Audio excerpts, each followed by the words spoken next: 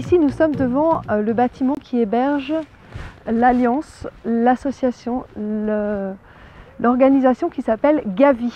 Gavi, ça veut dire Global Alliance for Vaccination Immunization. Donc c'est une association qui vise à vacciner la planète. Dans cette association, on retrouve sans surprise Bill et Melinda Gates, on retrouve également l'OMS, on retrouve l'UNICEF, la Banque mondiale et d'autres industries pharmaceutiques. Donc voilà, nous sommes devant l'entrée. Je vous montre donc les inscriptions que on peut voir. Donc il y a Gavi et il y a d'autres associations également. Voilà, je ne vais pas m'attarder sur ces lieux parce que je ne me sens pas très bien ici, il faut le dire. Gavi est né en 2000 et s'associe actuellement avec une autre alliance qui s'appelle ID 2020 pour identification digitale. Donc cette association, cette alliance vise cette fois à créer une identification digitale pour toutes les personnes. Donc je vous laisse maintenant imaginer ce que font ces deux associations ensemble, Gavi et ID 2020, qui en fait, avec l'aide de Microsoft, la multinationale de Bill Gates, et également la fondation Rockefeller, dont on va parler un petit peu plus tard, donc les deux ensemble visent à nous préparer une petite soupe de vaccin avec des puces électroniques ou, ce que j'ai découvert ce matin, un colorant à point quantique qui s'appelle en anglais Quantic Dot Dye. Je vous donnerai les références, là je vais traverser la rue, qui en fait permet de mettre avec les vaccins une identification digitale de façon tout à fait invisible au niveau, c'est micrométrique, hein, c'est 20 microns, donc c'est un millième de millimètre, hein, c'est 20 millièmes de millimètre. Dans tout ça, donc on parlait de la fondation Rockefeller. Les Rockefeller, juste pour le petit historique, ont, le grand-père, l'arrière-grand-père, John Davison Rockefeller, a commencé à faire fortune avec le pétrole en le vendant sous la forme, disons qu'il prétendait que c'était un élixir de jouvence, et plus tard il a créé la Standard Oil qui a donné les stations-service qu'on connaît maintenant, Esso, Exxon, Chevron, et également BP.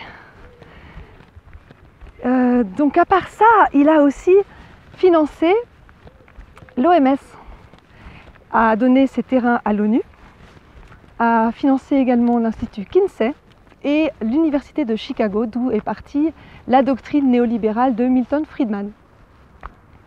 Il a également créé, la fondation a créé les 3 groupes mondialistes Bilderberg, le CFR, Council of Foreign Relationships, la Commission trilatérale, et s'est appuyé sur le rapport Flexner, vous pourrez regarder, pour en finir avec la médecine naturelle et implémenter partout dans le monde les labos pharmaceutiques et la médecine chimique. Donc voilà toute cette fondation Rockefeller, cette famille, entre autres. Voici une partie de l'étendue de ses travaux.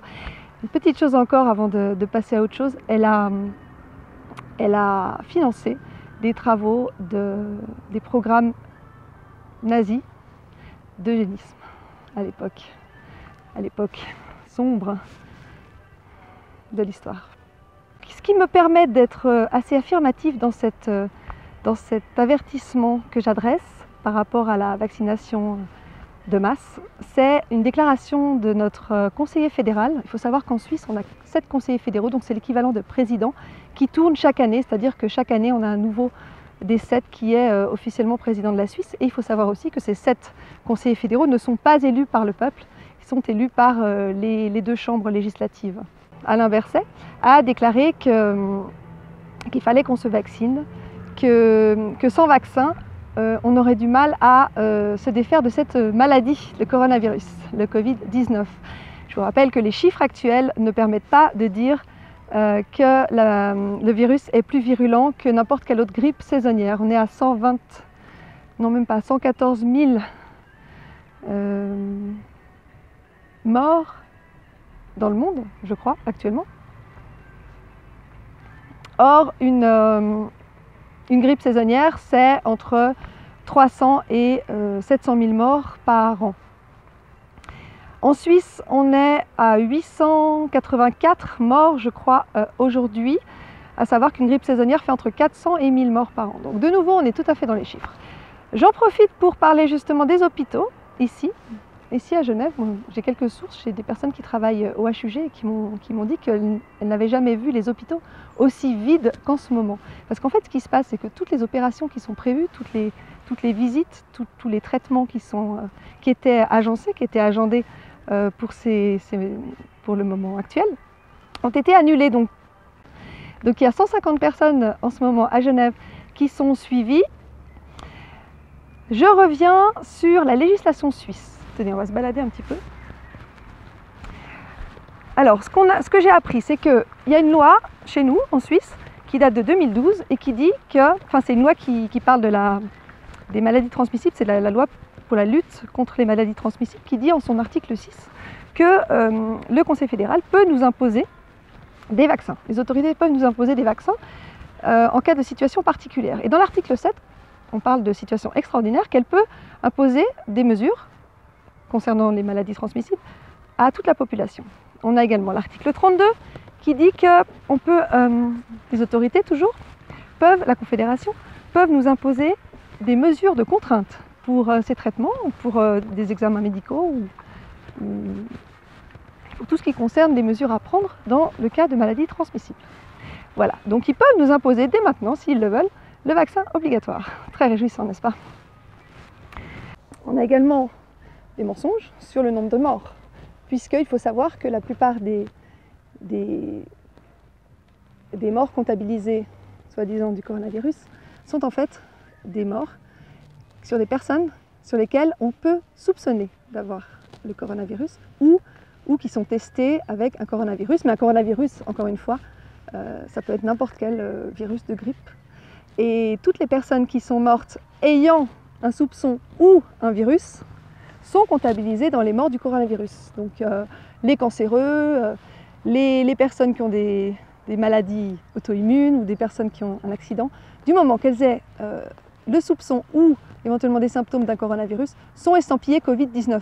Donc forcément, ça fait monter les chiffres. Mais malgré ça, ils n'ont pas encore réussi à dépasser les chiffres officiels de la grippe saisonnière de chaque année.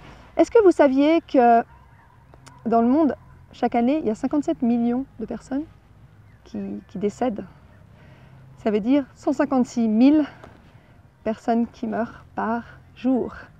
Donc là, avec nos 100 et quelques mille morts du coronavirus, ça fait tout de suite moins impressionnant. Est-ce qu'on nous met le zoom comme ça sur les grippes saisonnières habituellement? Parce qu'en fait, si on y réfléchit bien, on pourrait très bien nous obliger à porter des masques comme ça ou à nous confiner à chaque année en fait. Notamment lors du pic de grippe qu'on a eu en 2017-2018.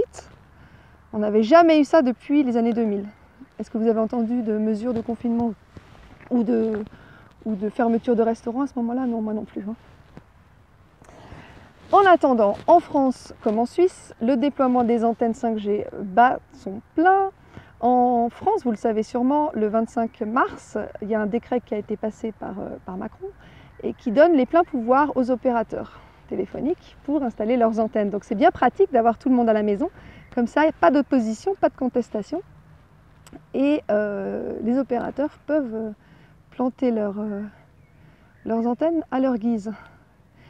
Les antennes 5G permettront de connecter tous les objets, de nous surveiller, de savoir quelle est notre consommation d'eau, de ce qu'on mange, de ce qu'on a dans notre frigo, des personnes qu'on côtoie, des personnes à qui on parle. Enfin, je vous laisse imaginer le tableau. On se dirige tout doucement vers le projet de l'agenda 21. Vous avez sûrement déjà pu lire ou visionner. Je vous mettrai des liens en dessous de la vidéo pour vous renseigner mieux. Mais finalement, les smart cities, tout ça, on s'y approche, on s'y approche. Est-ce que vous avez entendu parler aussi de la déclaration de Mike Ryan de l'OMS?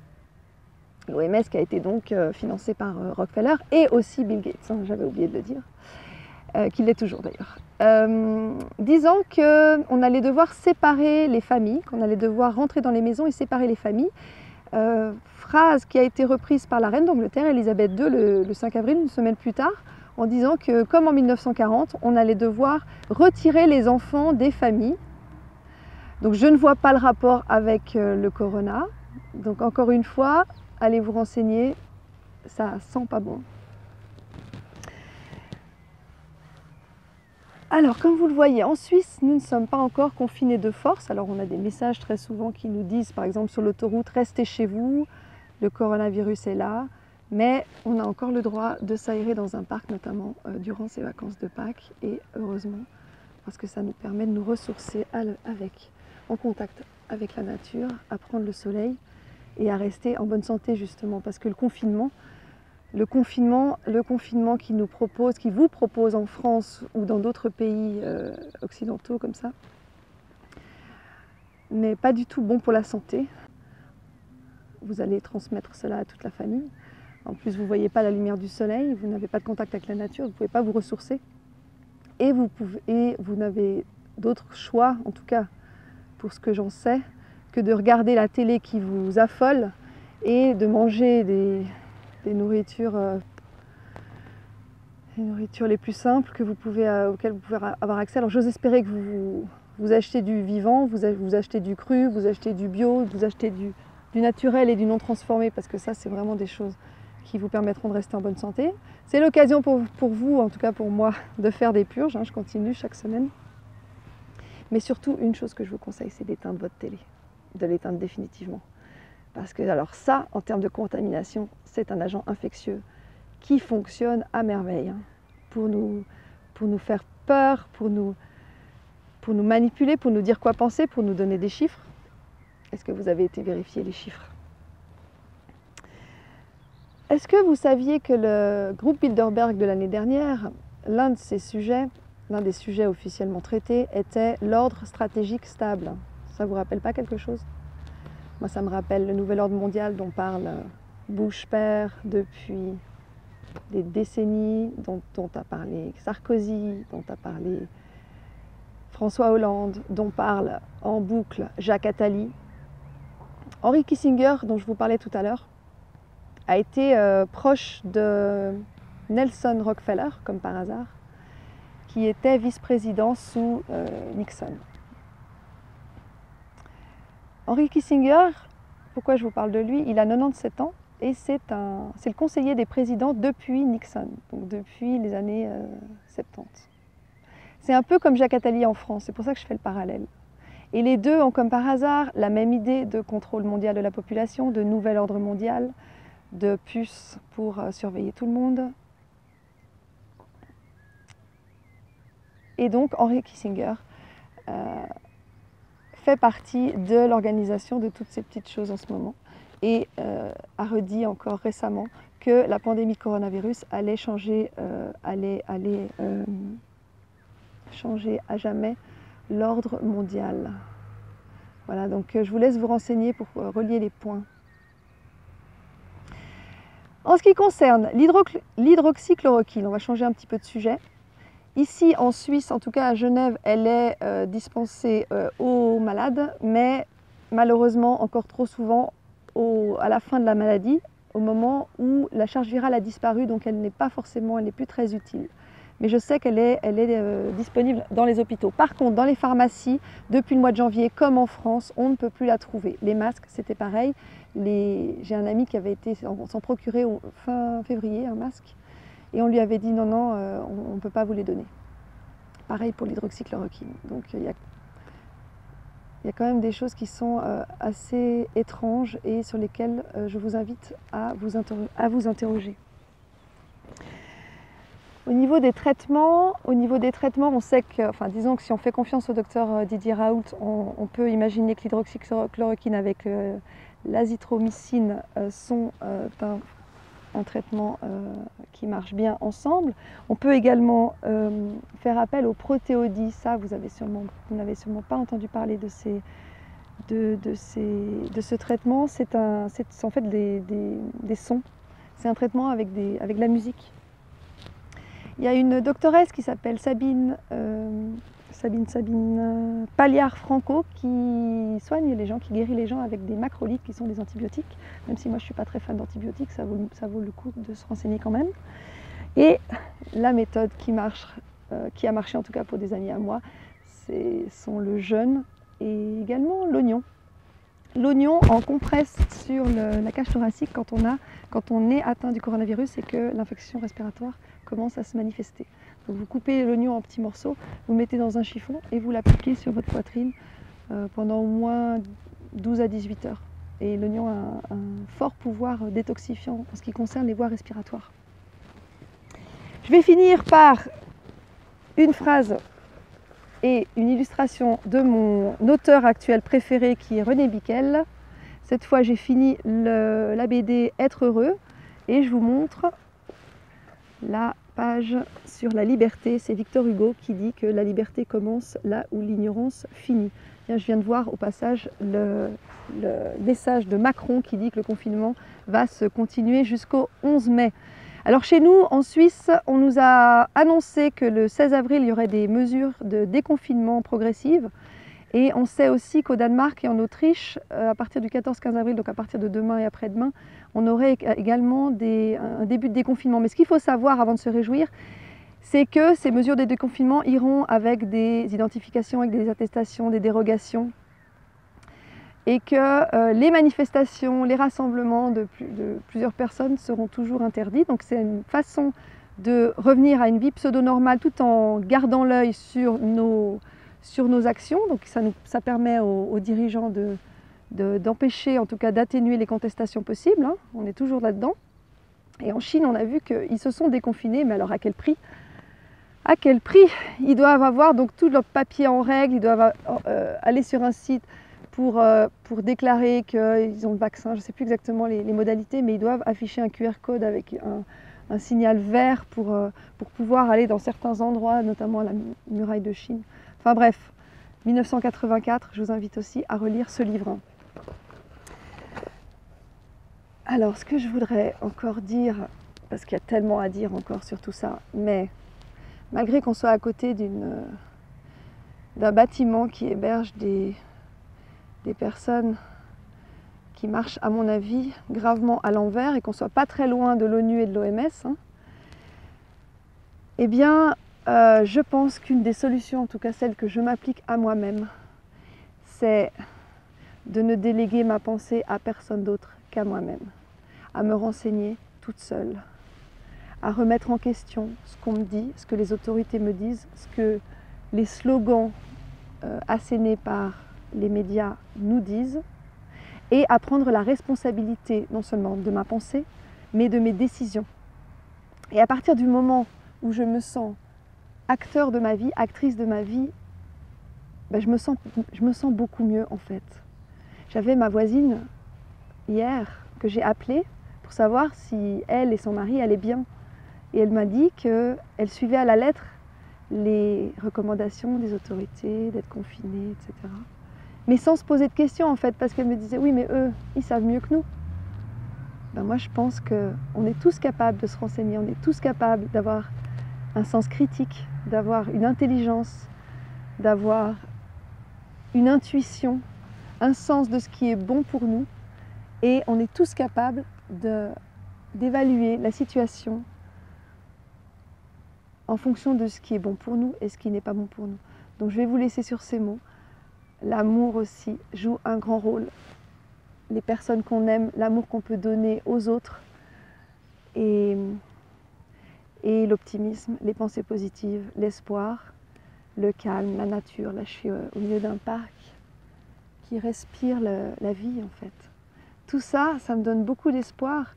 J'ai l'espoir aussi que la majorité des gens maintenant commencent ou continuent à se réveiller et donc arrêtent de déléguer leur souveraineté à l'extérieur, à des personnes extérieures à elles-mêmes, qu'elles se fassent confiance. On est tous les souverains de notre vie, ne l'oublions pas. Notre corps est magique, notre corps a les capacités de guérison, de cicatrisation, de résilience qu'on nous a fait oublier. Faisons-nous confiance et ça se passera bien à mon avis. Je vous souhaite une bonne soirée et je vous dis à bientôt.